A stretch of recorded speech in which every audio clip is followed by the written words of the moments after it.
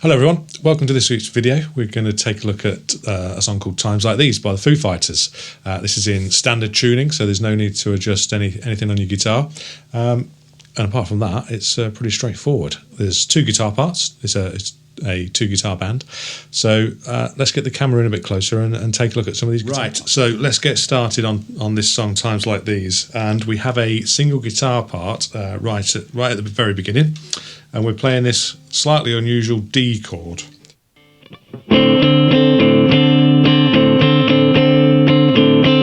As you'll notice, part of the rhythm is created by playing the A string on and off at the 5th fret. So let me just show you and talk you through what you need to know with regards to playing this chord. So to start with, let's put our first finger on the A string at fret 5. Then we skip the D string, but that is going to be played, so let's make sure we're on our tips of our fingers. And then put our middle finger on the G string of fret 5. Skip the B string, again that's going to be played. And put our third finger on the high E string at fret 5. And it's a slightly sort of dissonant sounding chord. We've got a flat 7 and a 6th in there. So that's probably where we're getting that sound from. And then we're going to play it in the following rhythm.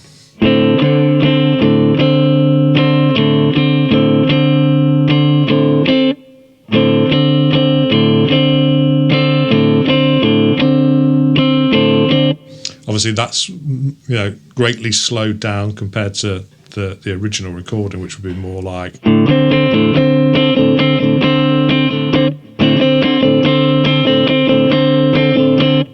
Okay, so we start with our first finger off the A string, and then we put it down for 2 strums, then off, and then back on again.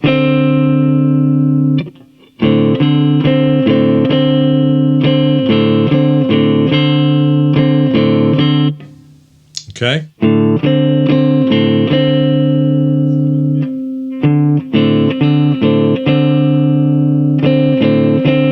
So we're going on and off to create this rhythm.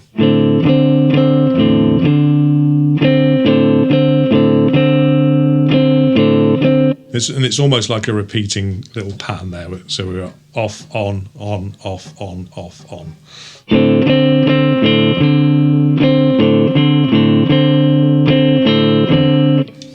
And that is the opening guitar part.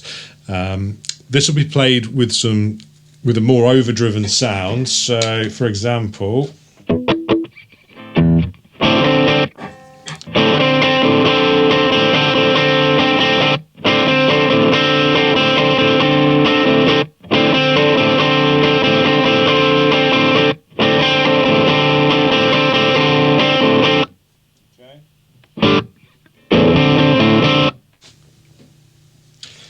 back to our clean sound. I'll do all these parts mostly with a clean sound, and I'll try and demonstrate what they would sound like with some overdrive as well, just because it's a little bit easier to hear what's going on when the guitar tone is clean.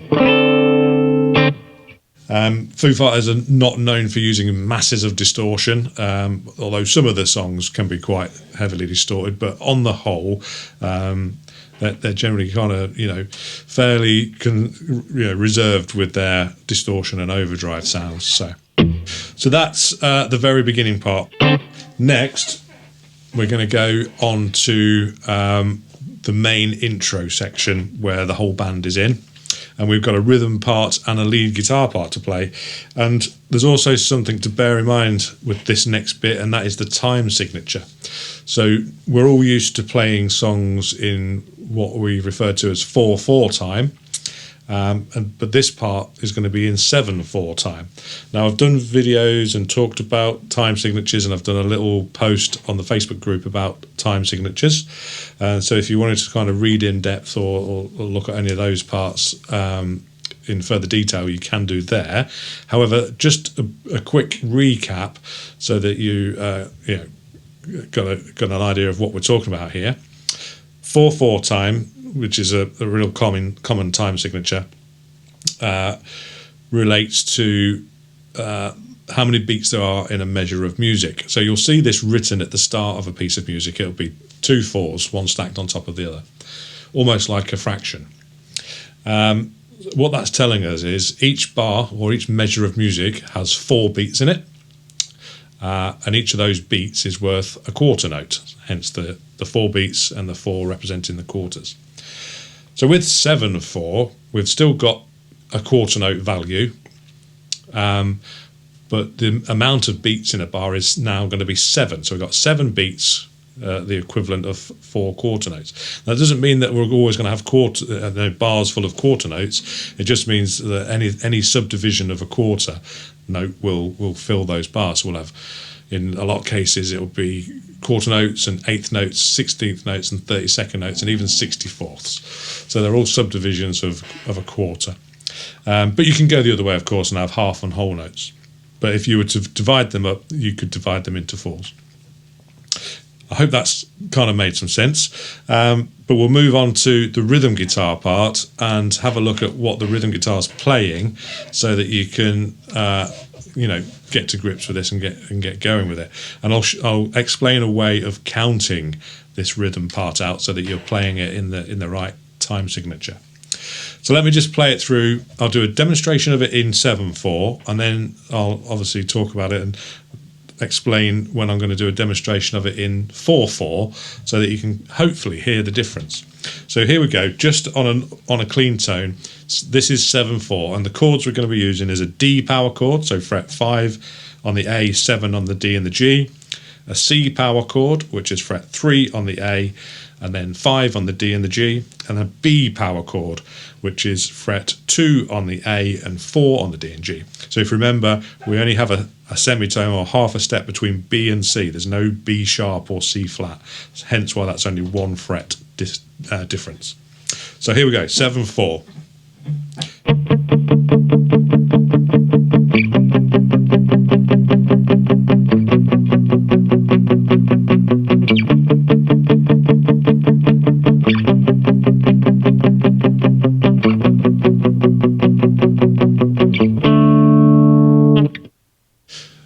So that's 7/4. Hopefully you can hear that that's got a kind of pushed feel to it. So we're changing the chords slightly earlier than we were expecting to. Whereas if we were playing a 4/4, we'd have another beat at the end of each of those bars. So it feels like we're changing ever so slightly too soon. Now, if you don't count this out properly, or learn to count it out and then play it in the right time signature, you'll probably end up changing chords too soon, because you'll be, everybody's really used to playing in 4/4, so it'll feel like you need to put another strum in, or a couple of strums in, because we're playing eighth notes in this case, to fill each of the bars. So here's the same chord sequence in 4/4.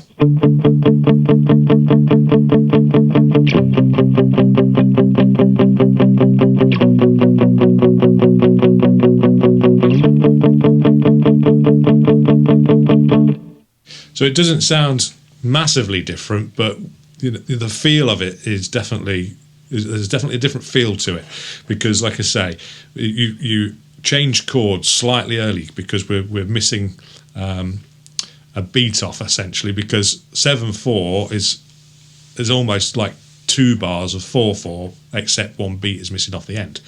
So if we did 2 bars of 4/4, as I did on each chord there, we've got 8 beats altogether.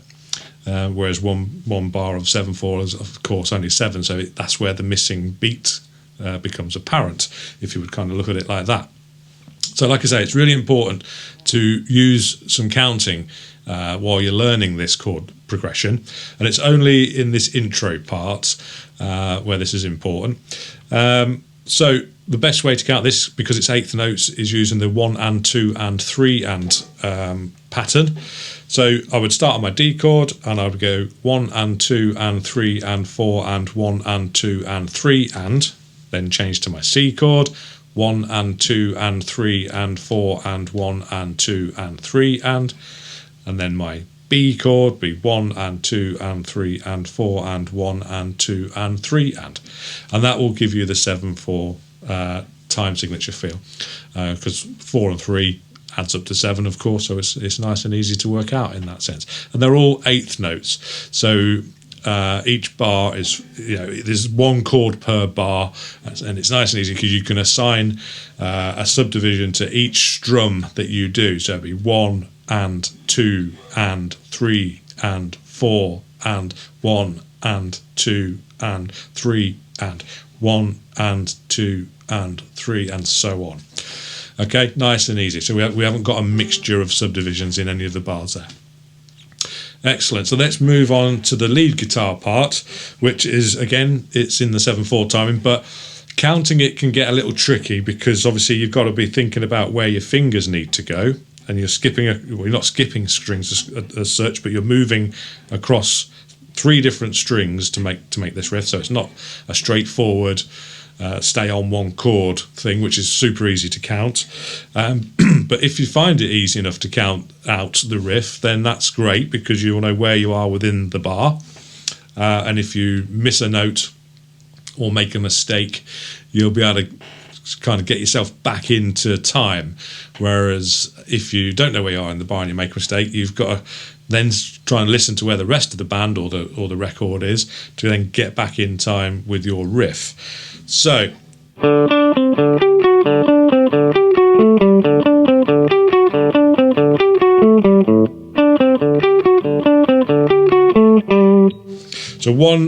one bar of this riff would be as follows.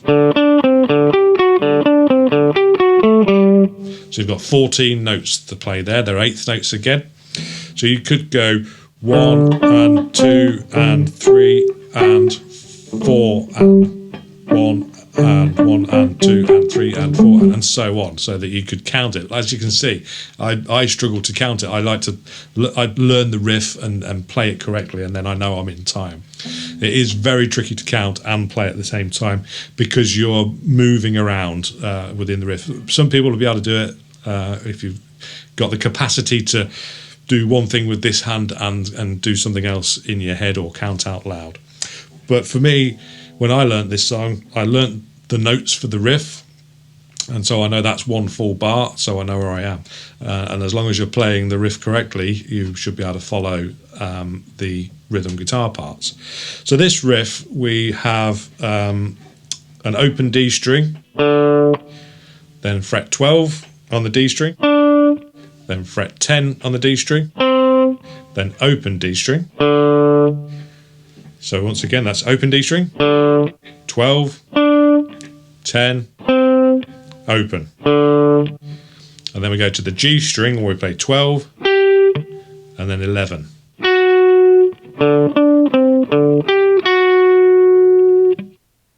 Okay, so we play that through twice.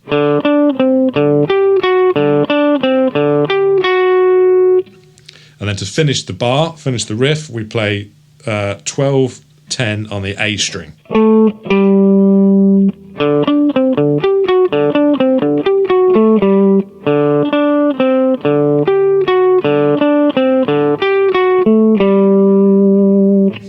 Okay, so that's the main riff for the intro.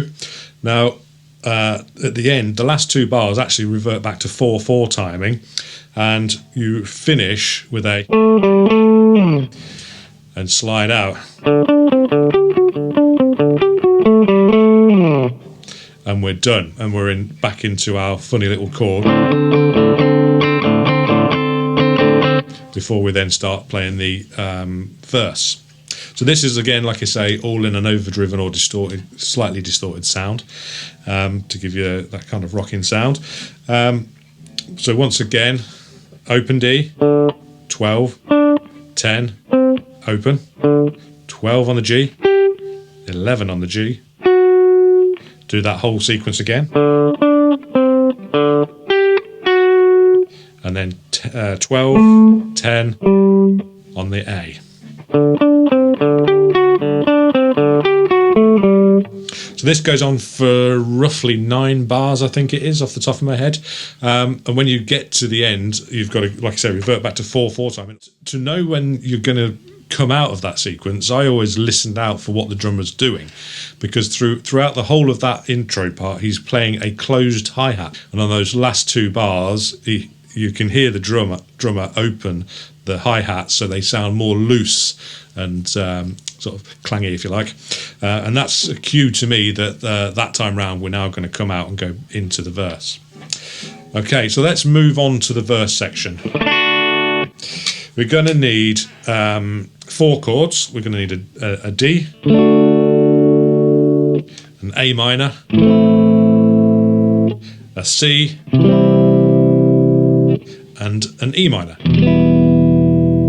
So we've got, for the I suppose you could call it the lead guitar part. So as I say, there's two guitar parts. There is a rhythm guitar part, and then this isn't really lead as such because it's an arpeggiated chord sequence, but the other guitar will be playing a more simplified chord sequence. So you'll literally be playing the power chord versions, or you could just play the open chord versions, but I've seen tabs show that it has a power chord version. So we'd be playing D5, A5, C5, E. You could do E minor, or just do an E5, so just the top 2 or 3 string. And then we go back to our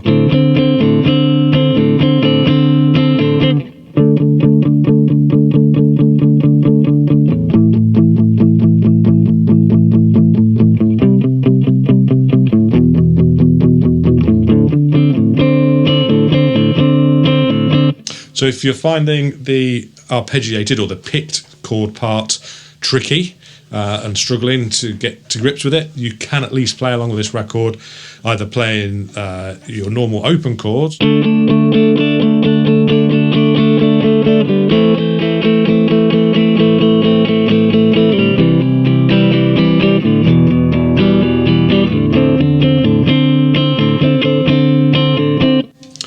or as power chords. So fret 5 on the A and 7 on the D and the G for the D chord.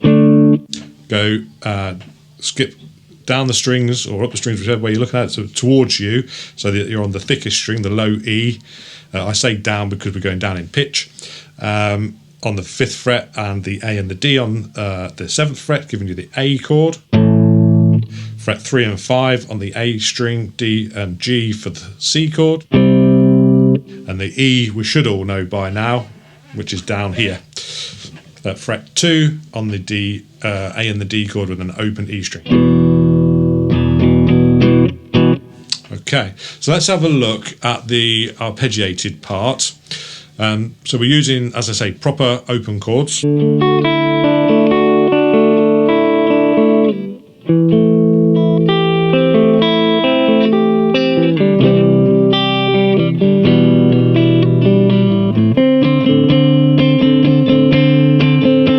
I will confess, arpeggiated chords, picking and all that kind of thing is not my strong suit, but it's something I work on. It's something I have to practice. So, you know, it's good to play these things to try and get better at it. So, like I say, it's always worth challenging yourself. So let's start with the D chord. We're going to go open D string, G string, high E on fret 2, then take your middle finger off to play the high E again, open, and then play the B string, G string, put your middle finger back on the high E string at fret 2,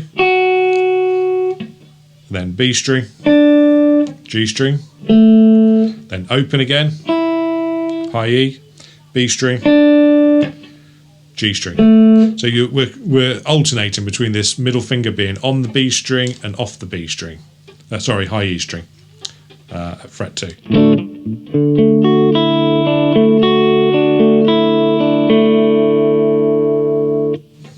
Just play that once more again so you can hear. So it's D, G, and the high E string at fret 2.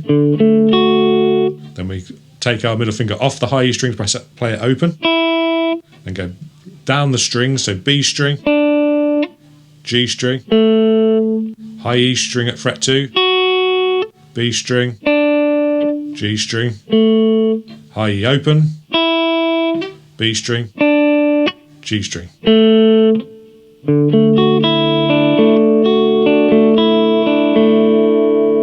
And then we move to the A minor.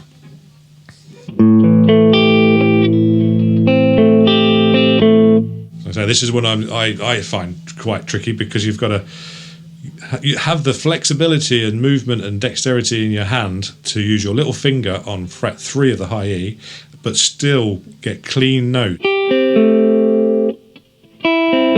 on the B and the G string.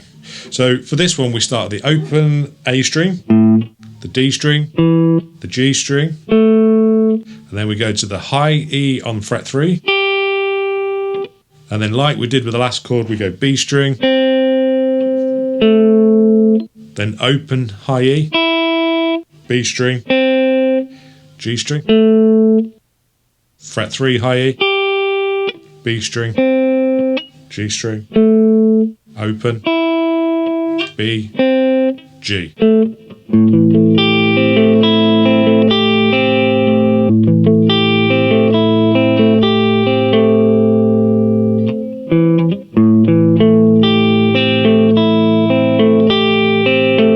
So again, we're alternating the high E string note with this little finger from an open E to a G note. Okay, so far we've got this.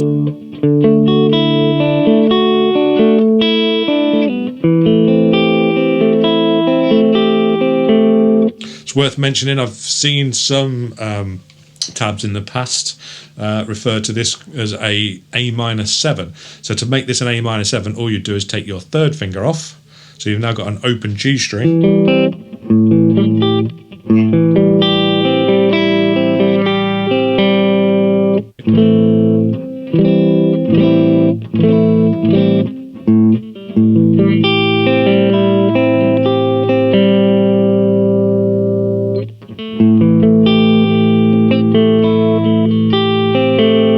It does make it slightly easier to get those clean notes, because you've got one less finger to kind of muffle any strings while you're trying to pick those notes out. So moving on, we've got D, we've done the A minor, or if you want A minor 7, then we move on to the C and the E minor.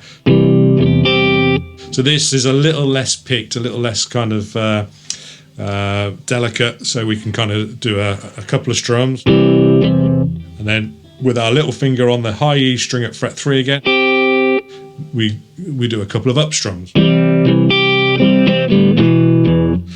then we go into the E minor. So I kind of always played this as a mixture of up strums and then kind of picking the B and the G string as well. And then the E minor literally is 2 down strums on the E, the lower part of the E chord. And then with our little finger on the B string at fret 3 this time, we do a couple of up strums for that as well. So all the way through.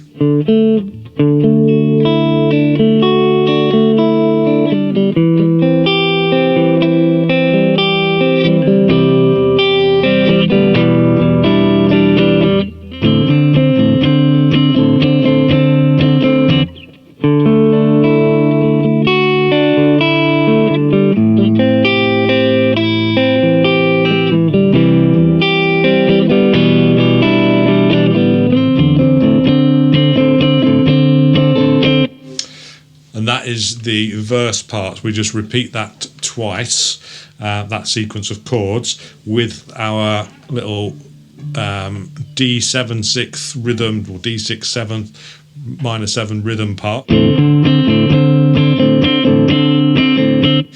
Does it once through at the middle point of the verse, and at the end of the verse we play this twice.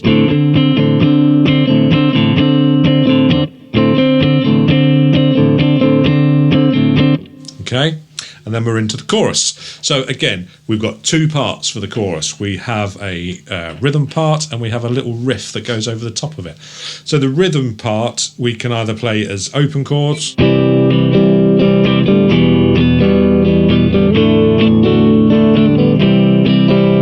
or or you could play them as power chords or bar chords. So and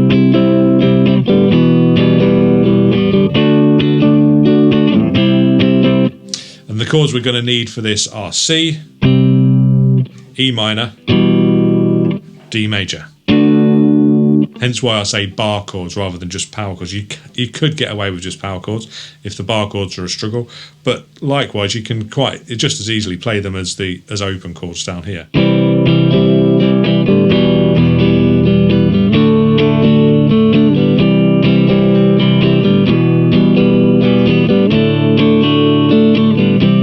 So it's C,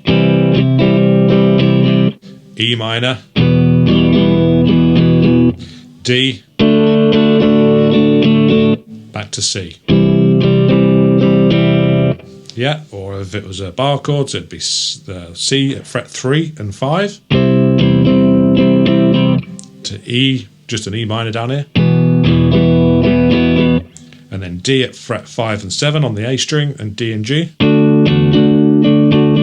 back to C at frets 3 and 5 on the A string, D and G. So it's got this kind of continual cycle to it.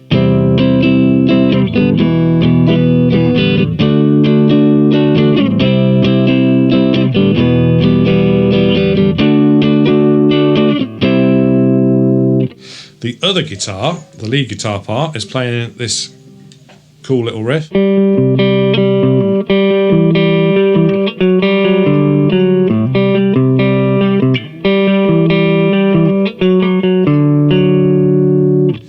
So for this we are going to be on fret 3 of the A string and fret 5 of the D string, and then we're going to play the open G note, or G string, sorry, which is the part that you're going to play over the C chord, and we're going to descend through the pitch of the strings by going from the G to the D to the A. And on the last time, or the second time round, when we get to the A, we go back to the D string. You can see what I'm doing with my picking hand. Then for the E chord, we put our first finger where our third finger is, so fret 5 of the D string, but our third finger on the A string at fret 7, and do a similar sort of pattern, so G string, D string, A string, but we don't go back to the D string at the end. So it's G, D, A, G, D, A, and just let them ring out. And then for the last part over the D chord, slide your first finger down to the 4th fret and put your middle finger on fret 5 of the A string, and this time start on the D string. So it goes D, G, D, A, back to the D. And that's quite a signature part of that riff. If you don't quite get that order right, it won't sound like that song.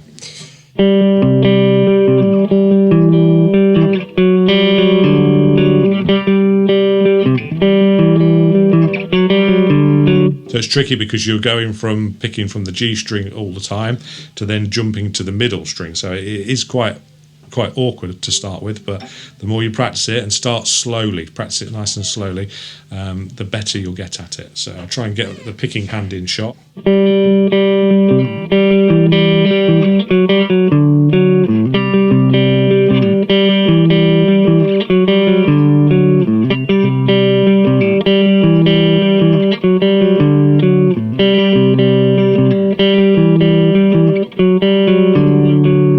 And then we come out of the chorus with our, and we're into verse 2. So verse 2 is exactly the same as our first verse. So the only other part to really talk about is the bridge, which uses the same chords and riff from the intro. So rhythm guitar, we're playing D, C and B in the 7/4 timing again.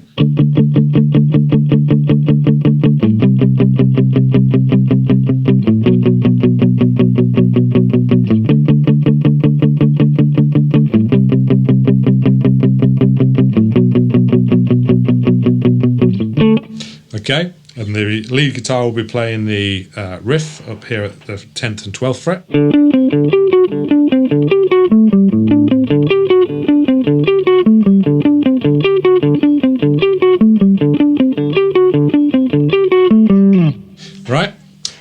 But then it changes ever so slightly. So it goes back to 4/4 timing, and the rhythm guitar is playing our very first opening chord. And the lead guitar is playing a slight variation of the intro riff, but it's basically the end part of the intro riff where it goes back to 4/4 timing, and we're doing a little 12-10-12 on the A string.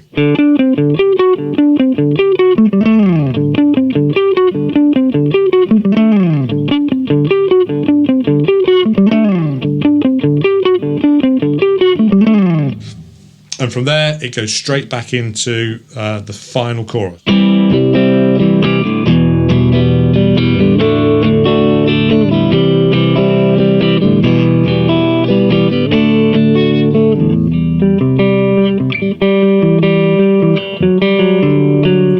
And that is it. That's all the parts for Times Like These. Like I say, have a listen to the record. It's on the album One by One by Foo Fighters. It's a great song. You'll find it on YouTube if you haven't got access to any music streaming sites such as Apple Music or Spotify. But if you have, you'll definitely be able to find it on there. Have a listen to the track, get a feel for that funny time signature, the 7/4 time signature. Listen to that. And then sort of have a go at all the different parts. Like I say, it's in standard tuning, so you've got no problems with having to change the tuning of your guitar. So yeah, have a go at it and see how you get on. Any questions, by all means, get in touch. So there we go. That's all the guitar parts for Times Like These. I hope you've enjoyed spending some time learning this song. It's a nice song to play. It's quite fun. There's a few different parts to get into, some nice rhythm parts, some funky little riffs for the lead guitar player, but nothing too challenging. I think it's something that everybody can kind of get their teeth into. Okay, so until next time, take care, and we'll see you all soon. Bye-bye.